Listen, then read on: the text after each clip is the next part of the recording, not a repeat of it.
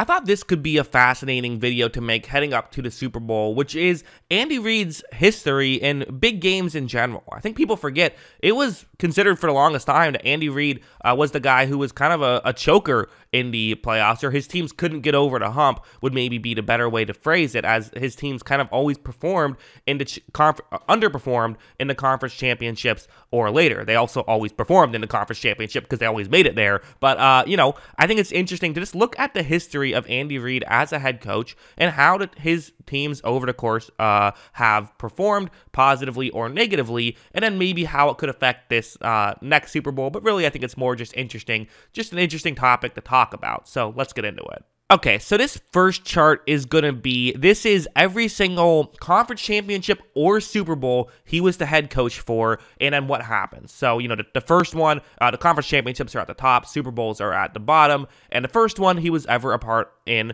was in 2001, playing the St. Louis Rams, who would go on to lose to the Patriots in the Super Bowl. They were actually 10.5-point underdogs in this game and only lost by 5. So, this is one that I think that while it's a loss, you would actually look at it and say, I don't know if I would really be too upset about this one. But then you got kind of a string of times when he was favored, and there was, not too much went well for Andy Reid. And these are obviously when he was with the Eagles. I'm including the Eagles and Chiefs ones, but I'll differentiate it a little bit later on in this video. But yeah, you have 2002 when, famously the last game at the Vet, one game that, I had a great time with as a Buccaneers fan, of the Buccaneers, winning despite being 4-point underdogs. So this is a situation where the Eagles were expected to go to the Super Bowl. The 27-10 situation probably makes it look a little bit more like it's of a blowout than it actually was. It was a 10-point game, and the Eagles were in the red zone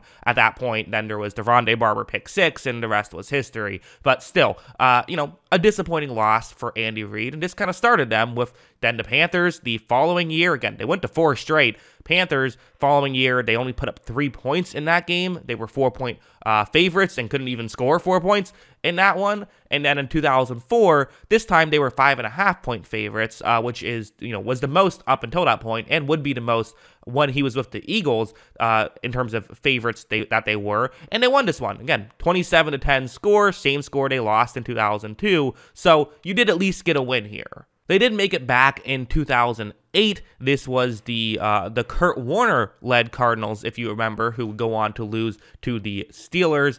And this is another situation where they were favored by 3.5 points. If you remember, that Kurt Warner team was really a Cinderella story that whole run, but they were not able to. Andy Reid and the Chiefs were not able. Andy Reid and the Eagles were not able to pull that victory off. So that's going to be the end of the Andy Reid with the Eagles conference championship talk. As 5 conference championships with the Eagles and with Donovan McNabb. Only won one, and that one they would end up losing to the Patriots, which, I'll talk more about kind of his role and potentially that loss in 2004. But, also I think maybe a little bit worth mentioning is that even in this situation, the only team that in the 4 losses that ended up winning the Super Bowl was the Tampa Bay Buccaneers. So just another fascinating little tidbit there. But then he went to the Chiefs and had success for a bit, but then once Mahomes got there, they had a lot more success as they made it back to the conference championship in 2018 against the Patriots, who, Patriots were very, what a unique run that was, that they were able to pull off that Super Bowl win. But in this scenario, once again, Chiefs were favored. They were favored by 3 points. Despite that, the Patriots were able to win in overtime. Again, if the coin toss is different due to Chiefs win, yeah, probably. There was some Andy Reid controversy in this one. It was a clock management thing of Andy Reid, not really clock management, that's not the right way to phrase it, but a timeout thing where people felt like Andy Reid should have called his timeouts in overtime to give his defense a rest, as they were probably tired at that point. That was the controversy. I thought it was kind of a little bit overblown. I'm not sure I would have thought of doing that in that spot, but there was the controversy, so I figured I'd bring it up in the video. But then we saw finally some success for Andy Reid and for the Chiefs in general. They beat the Titans by 11 points, so they were 7-point favorites, and they covered in this one, and they would go on to win the Super Bowl after that, so which again we'll talk about a little bit later on. So hey, this is a situation where even though for whatever reason the Chiefs kept going down double digits in all these games, they were able to find ways to come back and win in all these games, and this was another situation where they were able to do exactly that. Also the Bills, they really crushed the Bills in that game. I almost feel like the 14-point difference doesn't do it justice, and that was just a 3-point spread. People felt like that was a competitive game, and it really ended up not being that way. In 2021, you have the Bengals, which this was a point where they were 7-point favorites, and they ended up losing in overtime. I don't know how much we want to blame Andy Reid for this one. Again, I have no idea, right? We're just talking about the history of it all. But, this was kind of a game that they felt like they should have won. Now, again, what we know now is that the Bengals actually match up against the Chiefs really well, and maybe it's not totally fair to call this one a choke or anything, but probably the 7-point spread was too high in that scenario. And hey, they kind of avenged that loss the following year. This year, where I know people are going to look at the line and say, wait a second, weren't the Bengals favored in this one? Why does it say that the Chiefs were favored? The Chiefs were favored at the time that the line dropped. It eventually changed, but the stats I have are when the line first dropped, so that's why it says that. But, they won that game. Again, very much a very close game, but really with the Chiefs, I mean, conference championship-wise, they are 3-5, and their 2 losses came in overtime. You can't be too mad about that. As for the Super Bowls, though, because again, I could have just talked about the Super Bowls, but really, I mean, what can you do? There's only 3 games. I wanted to make more of a video out of this,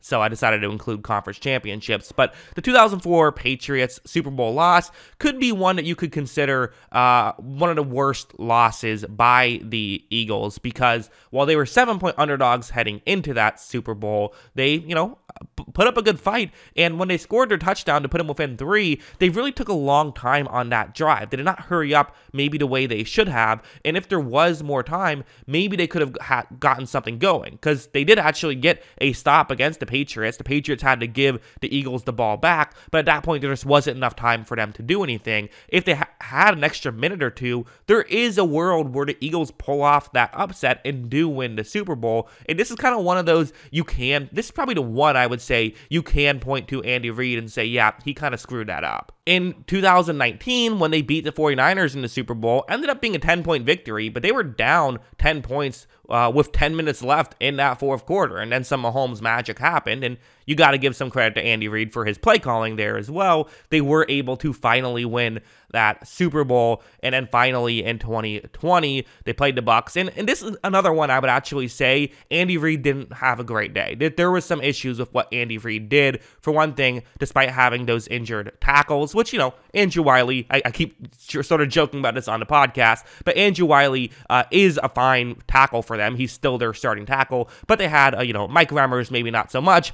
He was struggling out there, and they never helped him, and that was kind of the issue, was they never helped out their 2 tackles that were struggling in that one. Wiley was a guard who just had to play tackle, wasn't quite used to it, but it was really the Remmers was the situation, and they never really helped them out in that scenario. They never ran the ball as much as we felt like they should, given the fact that Tampa Bay played 2 safeties deep that whole game. So I do think that's another one you could put some blame on Reid if you want to. So, final chart to kind of talk about what have we learned here. So, they open favorites, and these are all 13 of the games total. 10 conference championships, 3 Super Bowls, and there will be a 4th, so we will have 14 in a minute. But they open favorites in 11 of 13 of these games. Despite that, just a 5-8 record. So that's worth noting that Andy Reid teams have underperformed in this spot.